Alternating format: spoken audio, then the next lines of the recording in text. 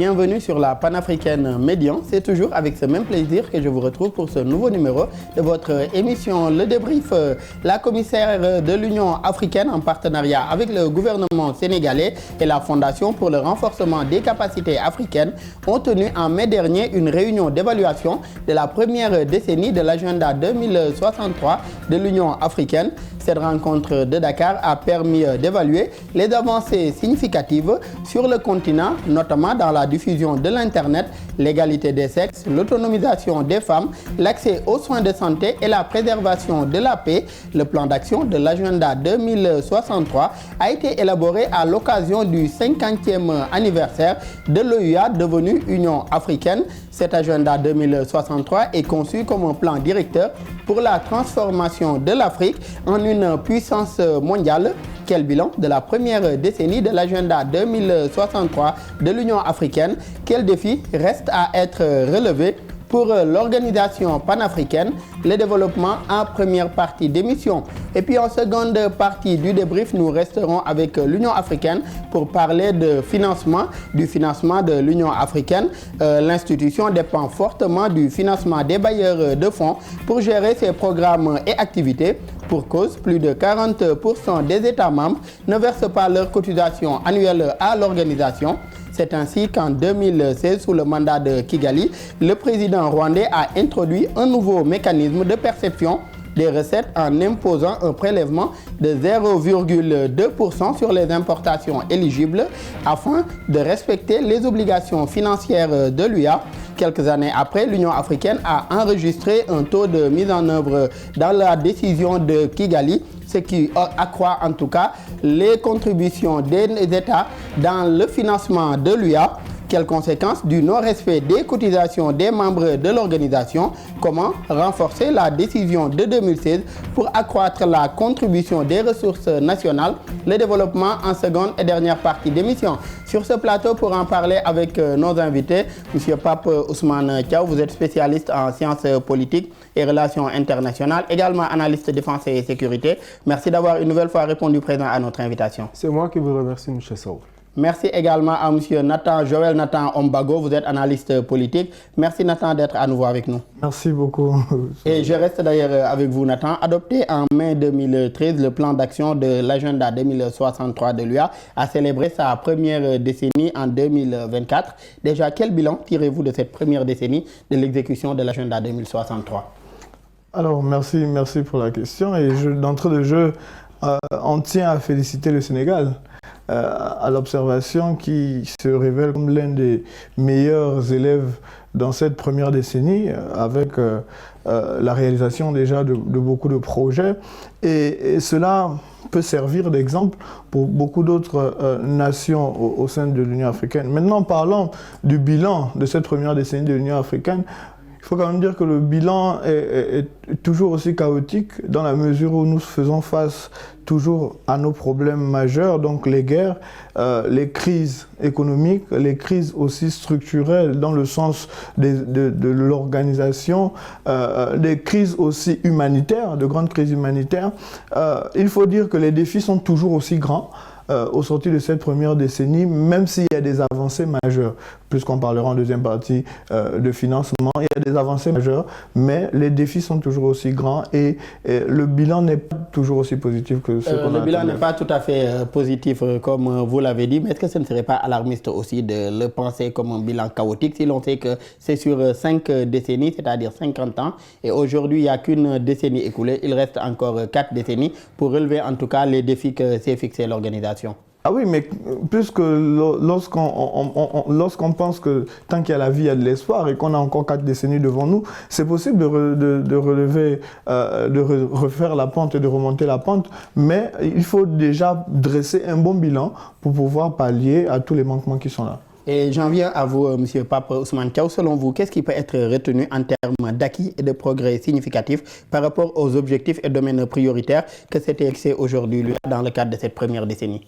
Alors, je me souviens que j'étais étudiant lorsque ce projet, l'agenda 2063 de l'Union africaine avait été ficelé en 2013. Et la première question que je me suis posée était de savoir, mais pourquoi projeter le développement de l'Afrique sur 50 ans? 50 ans. Je pense que c'est un manque d'ambition, à mon sens. Pourquoi? Parce que pour un continent qui possède tout en termes de ressources minières, pour un continent qui possède des ressources humaines de qualité, voilà, et pour un continent ayant une population très jeune, je considère que 50 ans, c'est un délai, c'est 2 générations en fait, parce qu'une génération, il faut 25 ans, fois 2, 50 ans. Je prends l'exemple de la Chine sur cet aspect. La Chine, à partir du démarrage de la révolution chinoise en 1949 jusqu'en 1979, il y a eu certaines tergiversations sur le plan économique. Maintenant, à partir de 1979-80, entre 1980 et 2000, le grand bond économique qu'a pu connaître la Chine, c'est en 20 ans. Donc moi, je considère que l'agenda 2063 de l'Union africaine est un agenda, bon, certes réaliste, avec les objectifs SMART, mais quand même pas suffisamment ambitieux pour prendre en compte l'ensemble des considérations économiques et des potentialités. On reste d'ailleurs sur le point que vous êtes en train de soulever. Est-ce que ce n'était pas aujourd'hui ce réalisme-là qui était recherché, surtout au vu de la situation de beaucoup aujourd'hui de ces pays africains qui sont membres de l'instance qu'est l'UA? Oui, donc à leur décharge, pour nuancer justement mes propos, ce sont des objectifs qui sont réalisables et certains de ces objectifs sont en train d'être plus ou moins visibles un peu partout dans les pays africains, notamment un certain élèvement du niveau de vie des populations, un certain accès aux services sociaux de base, notamment les services de santé et de l'éducation. L'autonomisation des femmes également, c'est quelque chose qui est une réalité dans la plupart des pays africains. C'est seulement sur le plan sécuritaire et sur le plan de la gouvernance que ça traîne toujours, parce qu'en matière de gouvernance démocratique, la plupart des pays africains sont à la traîne. Il n'y a que quelques bons élèves, comme l'a dit tout à l'heure mon interlocuteur. Et justement, sur le plan économique, il y a beaucoup de choses à faire pour que l'on puisse atteindre les objectifs qui ont été fixés. Et qu'en est-il aujourd'hui des limites que vous avez notées au cours de cette première décennie d'exécution de l'agenda 2063? Alors, cette première décennie a été marquée par plusieurs soubresauts. D'abord, n'oublions pas qu'il y a eu l'épisode du Covid-19 qui a ralenti de manière globale l'économie mondiale. Sur le plan de la gouvernance, il y a eu beaucoup de pays, notamment en Afrique de l'Ouest, qui ont connu des processus de dévolution du pouvoir pas du tout démocratique. Donc, on peut parler d'un recul de la démocratie dans ces pays. Également, il y a un manque observable de coordination et de collaboration franche entre les différents pays et dont l'objectif est de faire en sorte justement que ces différents points de l'agenda puissent être atteints dans les meilleurs délais. Donc, ces 10 premières années sont des 10 premières années que l'on peut regarder de manière froide, de manière critique, mais quand même ne pas perdre espoir sur le fait qu'il nous reste encore 40 ans, et ce sont 40 ans qui pourront être utilisés justement dans le but d'atteindre certains objectifs au moins prioritaires, d'autant plus que nous sommes actuellement sur le plan international, on assiste à une transformation de l'économie qui ira d'une économie spéculative à une économie beaucoup plus basée sur les matières premières. Et qu'est-ce qui détient les matières premières dans le monde? C'est vraisemblablement l'Afrique. Et dans la seconde partie, on reviendra sur cette question des matières premières africaines et de comment est-ce qu'elles pourraient également contribuer au financement aujourd'hui de l'instance qui est l'Union africaine. Et Nathan, le premier plan décennal de mise en œuvre de cet agenda 2063 était de 2014 à 2024 et c'est le premier également d'une série de 5 plans décennaux, comme je l'ai rappelé tout à l'heure. Quelle lecture faites-vous de l'intégration aujourd'hui au courant de cette décennie, l'intégration entre Africains, également la convergence également des États membres de l'UA? Alors, l'intégration déjà se fait sur ces 10 premières années. Lorsqu'on observe, est-ce que les échanges entre les hommes déjà sont beaucoup plus fluides? On peut dire qu'il y a une avancée à ce niveau. Maintenant, on aurait souhaité que ce soit beaucoup plus naturel et beaucoup plus simple, par exemple avec un passeport africain. Un passeport africain pour tous les États qui permettrait les échanges non seulement entre les hommes, mais aussi entre les matières, entre les biens. Voilà, les biens et services. Cela fait d'ailleurs partie des objectifs de l'Union africaine, mais pour l'instant, ce sont les communautés économiques régionales comme la CEDEAO, la CEMAC, qui ont commencé à l'implémenter au niveau de leur zone. Oui, déjà au niveau de la CEDEAO, c'est déjà bien implémenté. ça marche très bien. Je crois que le Sénégalais peut aller en Côte d'Ivoire, l'Ivoirien peut venir au Sénégal. Maintenant, l'autre aspect essentiel quand même au niveau des échanges, c'est qu'on peut constater que les échanges entre les gouvernants, on va dire, se font beaucoup plus limités. Pourquoi? Parce qu'aujourd'hui, on a eu, avec les crises, les putsch, etc., des gens qui sortent, non seulement qui sortent, mais d'autres qui n'agissent même plus, qui ne participent plus aux échanges. Ça fait qu'on est dans une crise interne qui est peut-être muette, mais qui est présente.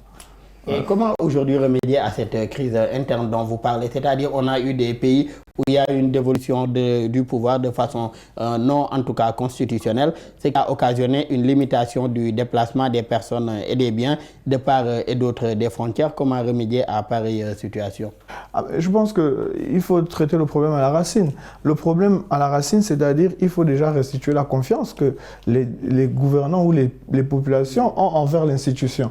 Il faudrait que l'institution retrouve aux yeux des personnes en face sa crédibilité. Et donc, pour rendre cette crédibilité-là, il faudrait que l'institution pose des actions fortes. On va prendre l'exemple de ce qu'a posé le président Kagame en 2016. Décider que les contributions sont prises sur les recettes, les importations, les recettes des importations. Donc, il faut qu'il y ait des décisions qui sont prises et qui sont appliquées pour que les personnes en face, donc les gouvernants, retrouvent la confiance dans l'institution et peuvent tout bonnement, évidemment, s'impliquer dans les actions de l'institution. Et Pape Ousmane, la stabilité politique et la paix sont essentielles également pour la mise en œuvre de cet agenda. Sur ce plan, quelle lecture faites-vous de la situation sécuritaire sur le continent, surtout au courant de ces 10 dernières années?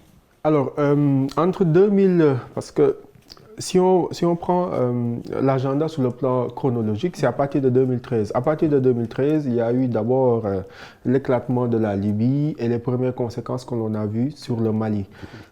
Entre 2013 et maintenant, il y a eu beaucoup de choses qui se sont passées sur le plan sécuritaire, notamment en Afrique de l'Ouest, avec les nombreux putschs que nous avons eus et surtout le développement de groupes armés terroristes, terroristes que les pays concernés s'engagent dans une lutte contre ces groupes jusqu'à présent et ils n'arrivent toujours pas à éradiquer ce phénomène. Également, il y a la situation au Soudan. N'oublions pas, une situation que l'Union africaine, dans laquelle l'Union africaine est souvent critiquée pour son manque d'implication. Donc moi j'estime, en tant qu'analyste, que le plus difficile durant cette période, c'est le fait de parvenir à stabiliser un continent tout entier, surtout la zone ouest africaine qui est souvent justement le théâtre d'affrontement entre armées régulières et groupes rebelles.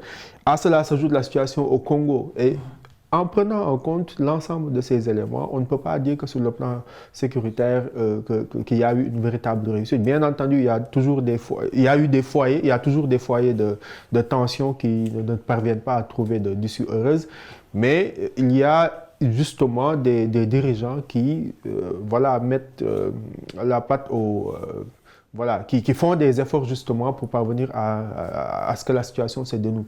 Au vu de la situation, ou bien de ce que vous venez en tout cas de décrire, cette situation que vous venez de peindre par rapport à cette décennie sur le plan sécuritaire, est-ce que cela ne doit pas inviter également à repenser ou réviser aujourd'hui le mécanisme paix et sécurité de l'institution qu'est l'Union africaine? Bien entendu, parce que je l'ai évoqué tout à l'heure, l'Union africaine est fortement critiquée par rapport à son manque d'implication dans les différents conflits qui sont identifiés aussi bien au Soudan qu'au Congo ou en Afrique de l'Ouest.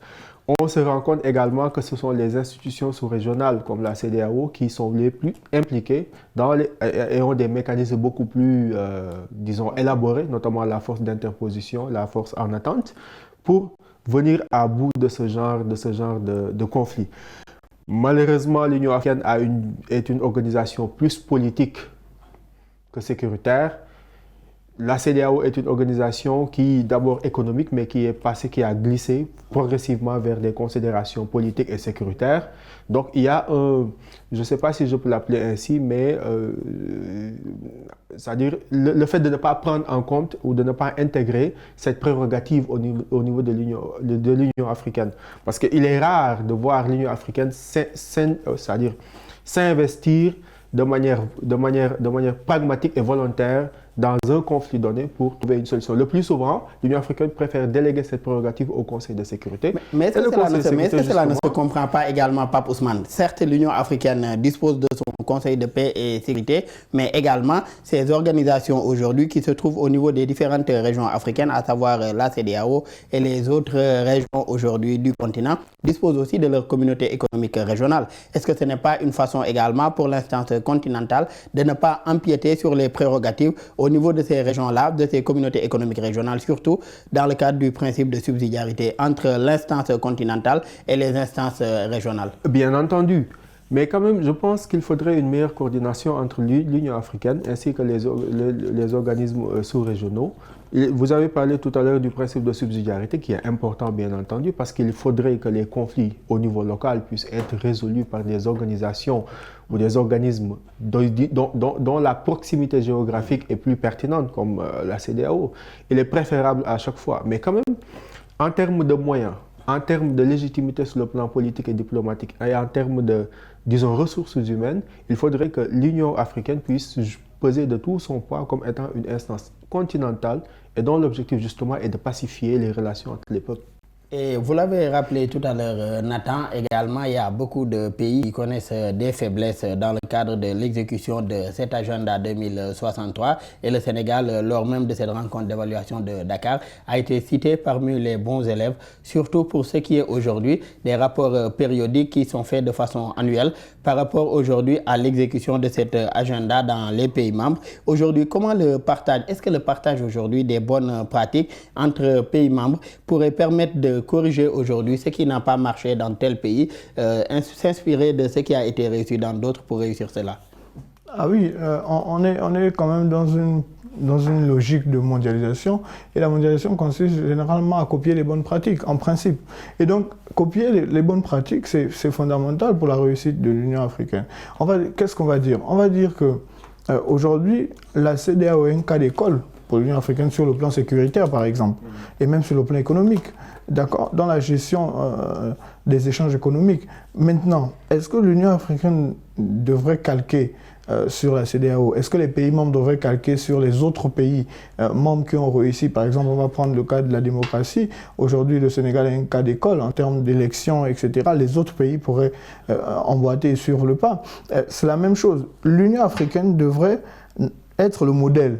Mais aussi, lorsqu'elle n'est pas le modèle, elle devrait apprendre à prendre les bonnes pratiques des instances régionales. Je voudrais rebondir sur la question justement des instances sous-régionales. L'Union africaine devrait être un modèle fort. Pourquoi? Parce qu'on a l'Union européenne à côté qui travaille, qui prend des mesures. L'Union africaine devrait être capable de prendre des mesures. Et même si la CEDEAO s'investit dans un conflit, on devrait sentir le poids de l'Union africaine derrière.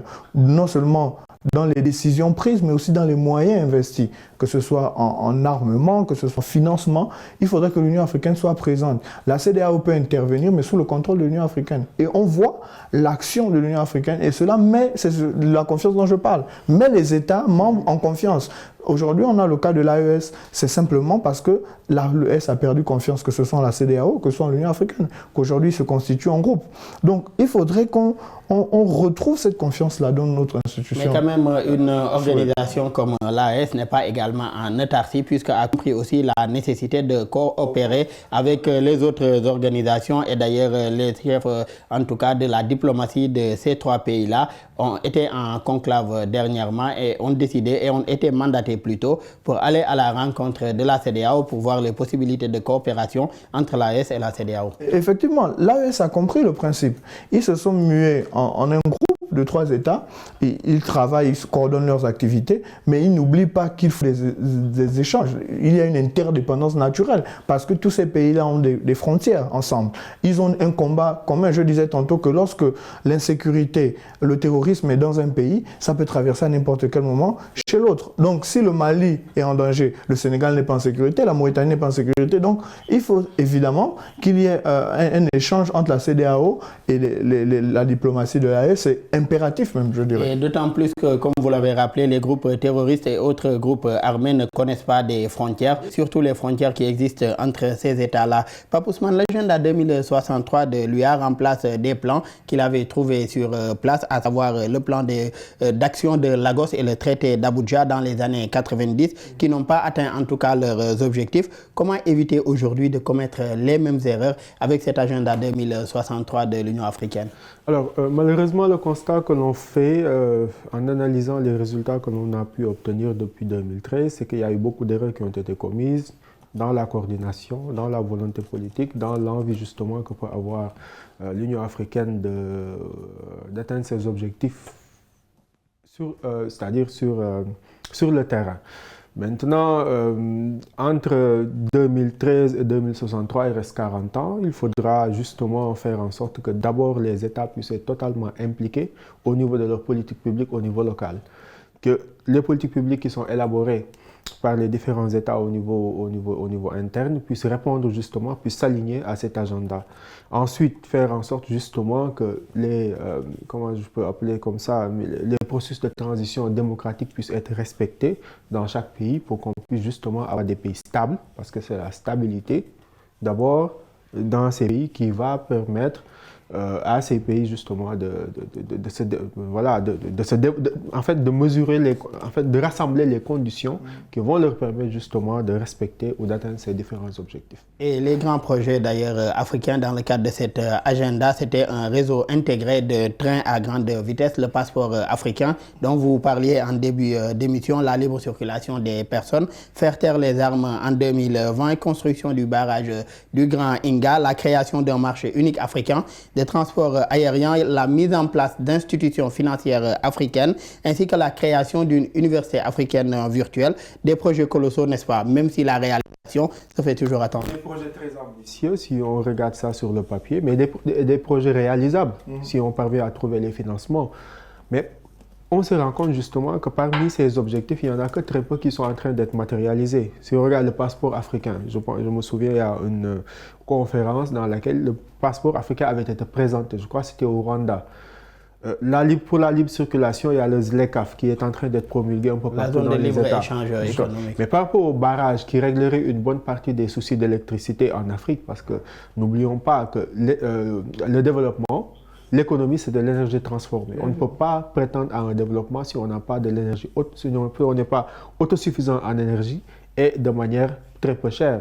Pour la création d'un réseau de chemin de fer à très grande vitesse, c'est totalement possible, à condition que l'on collabore avec les bons partenaires et que justement les conditions de financement de ces infrastructures soient réunies. Autant de projets colossaux également qui requièrent des financements importants. Absolument. Pour les relever. La question du financement également, l'organisation que l'Union africaine en fait face également. Donc, quelle contribution des ressources nationales pour le financement de l'Union africaine? C'est la thématique en seconde partie d'émission.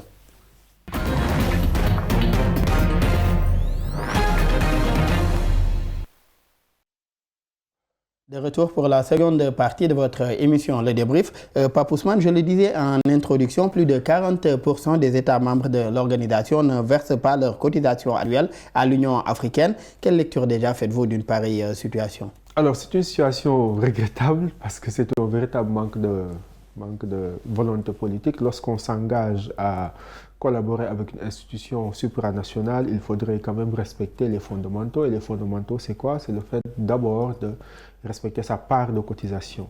Maintenant, si on considère que 40% des pays ne respectent pas leur quota, qui ne représente pas grand-chose dans leur budget, cela ne peut être considéré que comme un manque de volonté politique. Et pourtant, cette ressource est indispensable justement pour non seulement faire fonctionner l'organisation, mais également pour rendre plus efficace son action sur le terrain, notamment lorsque les défis sécuritaires ou des défis de pacification de certaines zones se posent. Mais juste un manque de volonté politique, est-ce que cela peut justifier cette situation? Si l'on sait qu'on retrouve souvent pareille situation dans d'autres organisations, c'est le cas même qu'on retrouve aujourd'hui à l'ONU, l'Organisation des Nations Unies, où beaucoup également de pays membres ne s'acquittent pas de leur quote-part. Alors, parce que la raison pour laquelle je parle de manque de volonté politique, c'est parce que, comme je l'ai dit tout à l'heure, ce ne sont pas des ressources qui peuvent vraisemblablement c'est-à-dire peser sur les finances du pays donné. Parce que 200 000 $ ou 1 million de dollars de cotisation annuelle, comparé au budget national ou au PIB même du pays, pendant ce temps, des milliards de dollars ou des millions de dollars sont détournés dans ce pays ou investis dans des projets qui ne servent pas à grand-chose. Donc c'est dans ce sens que je m'exprime en fait. Je considère qu'il faudrait que nos gouvernants priorisent l'élan de solidarité et c'est-à-dire de collaboration au niveau africain, parce que cela permet justement d'avoir un continent où justement les projets qui sont en phase ou les projets qui sont engagés pourront aboutir de manière efficace. Et Nathan, comment amener ces pays à s'acquitter aujourd'hui de leur quote-part pour une meilleure efficacité de l'institution, puisque l'UA a également besoin de moyens pour fonctionner? Alors, mais comment amener les pays à contribuer? Déjà, à s'acquitter surtout de leur cotisation. À s'acquitter de leur cotisation annuelle, je pense qu'il faut imposer. Je pense que dans le cas d'espèces où nous sommes, il faut imposer, faire des prélèvements obligatoires, on va dire. Le président rwandais nous a montré que c'est possible avec le prélèvement de 0,2% sur les importations. On peut faire aussi la même chose sur le PIB, par exemple, de chaque État membre. Un prélèvement qui serait obligatoire sur chaque État, mais quand même, en fond, il y a une image très dangereuse que ça renvoie. Le manque, justement, d'acquittement de ces pays-là, c'est que nous-mêmes, on ne croit pas en cette intégration africaine. Parce que si les pays ne veulent pas contribuer, c'est qu'ils n'y croient pas. Puisque c'est notre organisation, c'est notre sous-région, c'est pas normal que les fonds viennent de l'extérieur. Et un prélèvement de 0,2%, c'est une décision effective ou bien un mécanisme de financement effectif depuis 2016 sous le mandat rwandais à la tête de l'Union africaine. Déjà, que pensez-vous aujourd'hui de cette décision de Kigali pour renforcer en tout cas les ressources de financement de l'institution? Alors, mais on a vu sur le papier, sur les chiffres, que cela a apporté quand même déjà assez de moyens à l'Union africaine pour réaliser un certain nombre de projets. Ça veut dire que même cette décision, si elle était appliquée de manière beaucoup plus sérieuse, il y aurait une avancée significative dans le gap, le manquement qu'il y a au niveau des financements de l'Union africaine. Mais cela doit servir de cas d'exemple pour d'autres possibilités au niveau de l'Union africaine en termes de prélèvement. Et Pape Ousmane, quelles conséquences peuvent avoir ce non-respect de leur cotisation par les pays membres, surtout sur l'institution? Alors, on se rend compte que d'abord, l'institution de l'Union africaine, comme je l'ai dit tout à l'heure, peine à avoir de l'impact sur le terrain. L'UA peine également à rassembler les différents acteurs quand il s'agit par exemple de pacifier une zone de conflit, ou par exemple de communiquer efficacement sur les actions qu'il faudrait mettre en place justement pour arriver à réaliser un certain nombre de projets. Et j'estime justement que le manque de ressources et le manque de volonté qui est affiché par la plupart des États est une des causes de cette je peux pas dire autarcie, mais de ce manque d'action. Je considère qu'il n'est pas normal qu'une organisation comme l'UA puisse être financée par des organismes extérieurs, comme l'Union européenne. Actuellement, une bonne partie du budget de l'Union africaine et même de l'organisation sous-régionale est financée par l'Union européenne, d'autres partenaires étrangers. Mais est-ce que cette dépendance-là aujourd'hui de ressources de financement extérieur ne justifie pas l'inaction dont vous parlez? Oui, parce qu'en fait, l'argent, non seulement l'argent est le nerf de la guerre, mais également qui paye commande. À un moment donné, certes, une inaction de l'Union africaine par rapport à certains sujets arrange certains partenaires étrangers. Et c'est justement là où il faudrait mieux, si je peux m'exprimer ainsi, cultiver une certaine indépendance, une certaine autonomie financière qui est indispensable si l'Union africaine souhaite justement être un acteur non seulement de premier plan, mais un acteur qui pourra imposer une vision, disons, africaine et des solutions africaines aux différentes problématiques qui se posent sur le continent. Et sur ce point d'ailleurs, en 2018, 25 pays représentant environ 45% des membres de l'UA étaient à différentes étapes de l'incorporation de cette décision de Kigali. Et sur ces 25-là, seuls 16 ont adopté le nouveau mécanisme qui est le prélèvement de 0,2% sur certaines importations. Comment adopter aujourd'hui des mesures complémentaires pour renforcer cette décision de Kigali?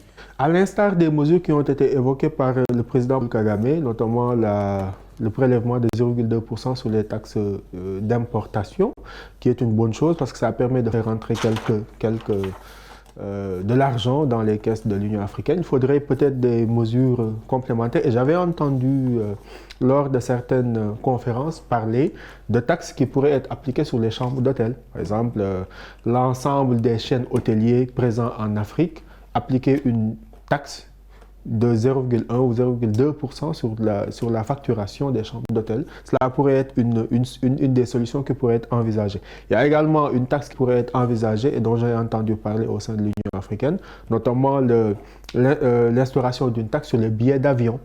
N'oublions pas, le ciel africain fait partie des ciels qui sont les moins denses et les moins, occupés sur le plan international. Il y a très peu d'avions quand tu regardes le map sur Internet, tu vois que le ciel africain fait partie des ciels les moins visités. Donc il faudrait peut-être explorer cet aspect tout en contribuant, tout en faisant en sorte également que c'est-à-dire le secteur aérien africain puisse se développer davantage parce que justement c'est un marché émergent.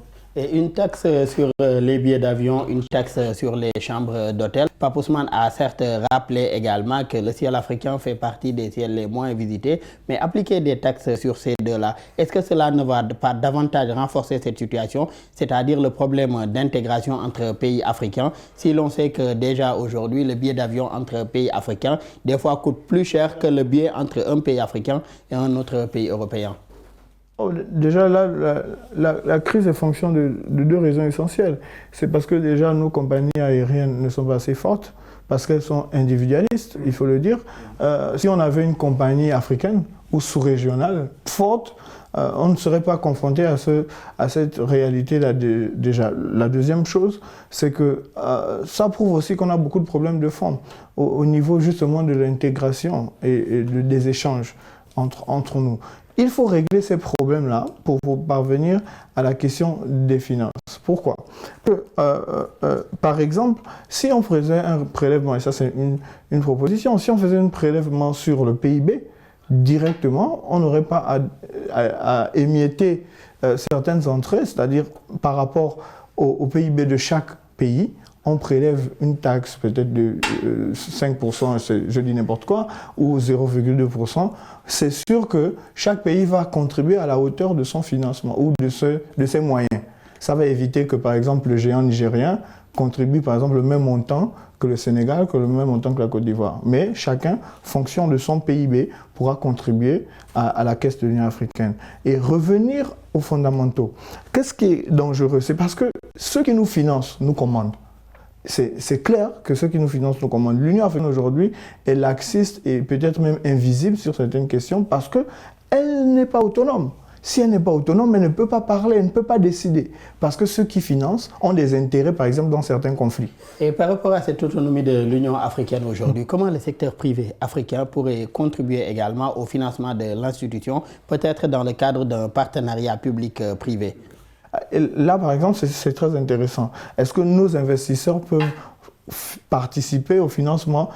Ça aussi, c'est une taxe qu'on peut prendre sur les entreprises locales, on va dire, ou régionales ou sous-régionales. Ça pourrait aider grandement l'Union africaine aussi développer, comment ça s'appelle, l'économie. Maintenant, à ce niveau, il faudrait d'abord aussi qu'on ait donné la force à nos investisseurs africains. Ça veut dire quoi? Dans l'échange ou la confrontation entre les multinationales et les entreprises locales, il faudrait que les entreprises locales aient du poids pour pouvoir participer activement de manière financière. Et par rapport à vos... Allez-y, Je ne suis pas pour la taxation abusive. Hein. On parle déjà de 2,2% sur les importations, d'éventuellement d'une taxe sur les billets d'avion et les chambres d'hôtel. Moi-même, je ne suis pas pour une taxation abusive. Il faudrait que cette contribution puisse être volontaire, que les États s'engagent de manière volontaire à le faire. Mais également, s'il devrait y avoir une contribution du secteur privé, faire en sorte justement de faire jouer le partenariat public-privé. Je donne juste un exemple.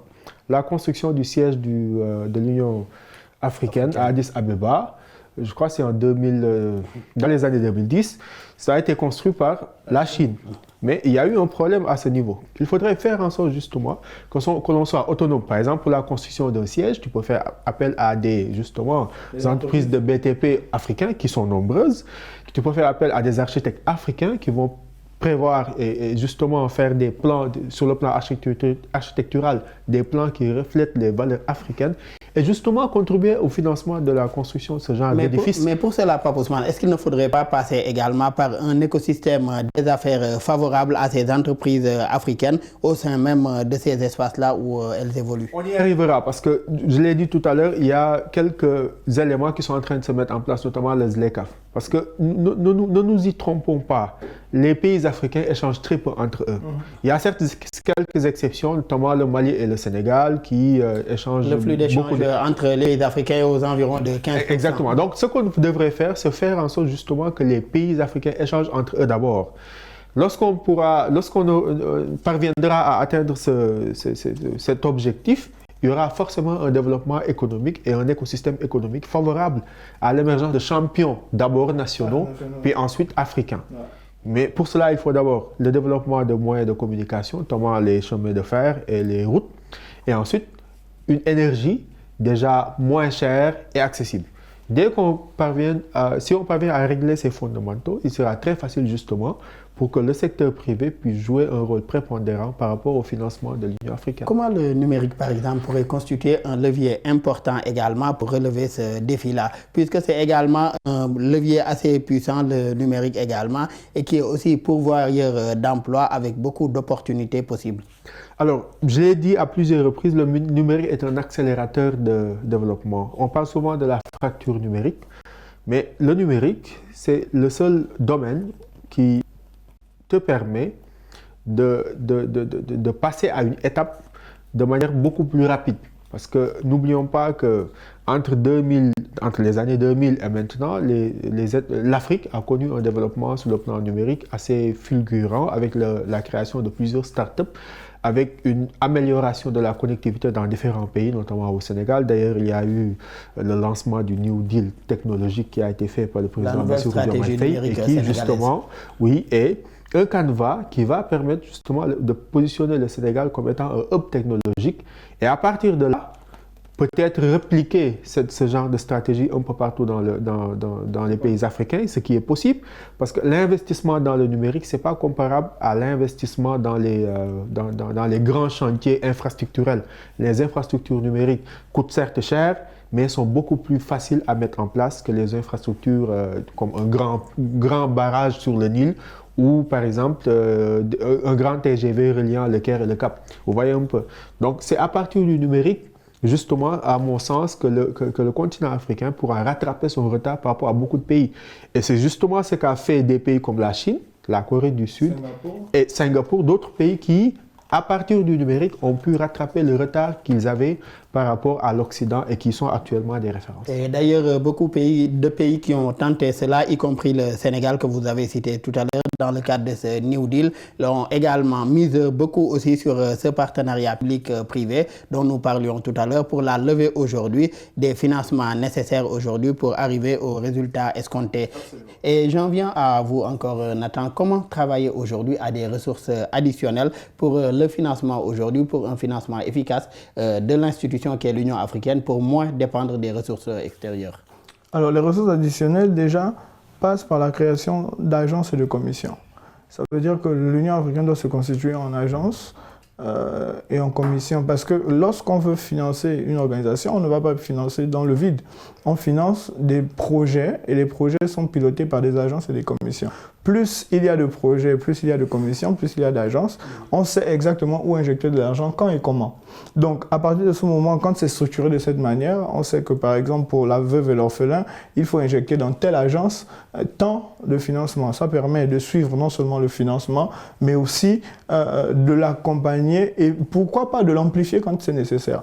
Maintenant, comment créer de la richesse? Évidemment, c'est revenir aux fondamentaux, c'est-à-dire, comme on l'a dit, déjà travailler sur ce partenariat public-privé. Il faudrait que nos entreprises, nos champions locaux deviennent des multinationales. Et après, on va féliciter par exemple l'exemple du Maroc avec la préparation de la Coupe du Monde où le roi a invité les Africains, les génies africains, les entreprises africaines, les gouvernants africains à se mettre ensemble pour les grands chantiers que vont demander la Coupe du Monde. Donc, il faudrait que l'Afrique pense, mes grands chantiers, qui les réalisent. Est-ce que c'est encore la Chine? Est-ce que c'est encore la France? Il faudrait qu'on ait des champions qui fassent ça. D'abord, miser sur l'expertise africaine pour relever les défis africains. Et que pensez-vous également du numérique comme levier aujourd'hui? Puisque Pape Ousmane Thiaw l'a rappelé tout à l'heure, le numérique est également un accélérateur de croissance économique. C'est comme il a dit tout à l'heure, le numérique c'est vraiment un accélérateur, mais surtout un accélérateur qui n'a pas de grandes frontières. Parce que le numérique c'est géant et connecte tout le monde au même moment. C'est à une vitesse grand V. Donc ça veut dire que aussitôt qu'on décide de se mettre ensemble, dès qu'on a les accords et qu'on a mis le financement, on met en place les projets, on peut se suivre. Le Maroc se connecte, le Sénégal se connecte, le Gabon se connecte. Nous tous, nous sommes en train d'avancer sur le même projet à la même vitesse, même si on n'a pas le même niveau infrastructural. Ça devient rapide. Et donc, évidemment, ça devient un levier de développement très rapide. Maintenant, après cela, on peut maintenant penser à une évolution infrastructurelle pour chaque nation, mais si on arrive de manière intelligente à nous connecter entre nous, à s'interconnecter, on pourra évidemment avancer grandement dans le développement. Pour cela, il faudra également un certain encadrement de ce secteur-là, et également les infrastructures qu'il faut, puisqu'il faut également des infrastructures, surtout pour la conservation des données sensibles de ces pays concernés. Et Pape Ousmane, la question des ressources naturelles, la plupart des pays africains aujourd'hui disposent de ressources naturelles et autres ressources extractives.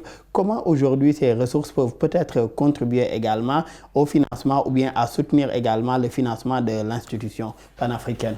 Alors, depuis 2013 justement, et c'est important de prendre cette date comme étant une référence, les découvertes de ressources naturelles s'enchaînent un peu partout en Afrique. D'abord, il y a eu le Mozambique, ensuite il y a eu le Sénégal, au Mali et en Côte d'Ivoire, notamment les ressources pétrolières et gazières. Cela veut dire quoi? Cela veut dire que la plupart des pays africains, sur 50 États par exemple, à titre d'exemple, sur 54 États, on peut parler d'environ 25 ou 30 qui disposent de ressources naturelles prouvées et viables. Cela veut dire quoi? Cela veut dire que cela pourrait augmenter leur capacité de contribution au budget de l'Union africaine. Donc, il faudrait justement, à travers une bonne gouvernance des ressources minières, à travers justement une volonté politique, parce que je l'ai évoqué tout à l'heure, rien ne se fait sans volonté politique affichée. Cela dépend justement de la qualité des gouvernants que nous avons à la tête de ces pays. On pourra justement faire en sorte que les contributions non seulement ne tardent pas, arrivent à date voulue, et que également le niveau de contribution puisse être suffisamment conséquent pour que l'Union africaine arrache son autonomie. Parce que, je vais vous dire, l'autonomie financière de l'Union africaine, ce n'est pas quelque chose qui est voulu et souhaité par certains partenaires internationaux. Parce qu'une fois que l'organisation aura atteint cette autonomie, justement, il y aura plusieurs choses qui ne pourront pas être faites ou exigées de la part de vis-à-vis de cette organisation. Et comment relever ce défi aujourd'hui, ce défi de la gouvernance des ressources naturelles dont vous parlez? Alors, il y a plusieurs mécanismes qui sont déjà en cours, notamment l'ITI, l'initiative pour la transparence dont le Sénégal fait partie. Il y a également plusieurs mécanismes internes qui sont mis en place pour faire en sorte, notamment les révisions constitutionnelles, comme c'est le cas au Sénégal, pour faire en sorte que les populations puissent bénéficier de manière efficace à leurs ressources naturelles. Les ressources naturelles, ce sont des accélérateurs de croissance. Qu'est-ce qu'il faut en faire? Il faut les utiliser pour structurer l'économie. Structurer l'économie comment? À travers une énergie accessible et pas chère, à travers des infrastructures sociales de base, à travers des infrastructures de développement, comme les routes, les autoroutes, les ponts, les aéroports. Et une fois qu'un pays aura atteint ce niveau, justement, il est facile pour ce pays de générer de la croissance, de la valeur et justement de l'argent lui permettant d'honorer ses engagements financiers au sein de l'Union africaine. Et cette maîtrise de l'énergie pourrait davantage faciliter également la question de l'industrialisation du continent africain. Malheureusement, nous en sommes à la fin de cette émission. Je rappelle que nous recevions M. Pape Ousmane Thiaw, spécialiste en sciences politiques et relations internationales, également analyste défense et sécurité. Merci encore, Pape Ousmane, d'avoir été avec nous et un plaisir de toujours partager ce plateau avec vous. C'est moi qui vous remercie. Un plaisir également, M. Joël Nathan Ombago, d'avoir partagé ce plateau avec vous. Je rappelle que vous êtes analyste politique. Merci encore d'avoir répondu présent à notre invitation. Merci beaucoup pour l'invitation. Merci également à nos collègues de l'équipe technique pour les facilitations et pour la réalisation de cette émission. Merci à vous tous qui nous suivez et très bonne suite de programmes sur nos antennes.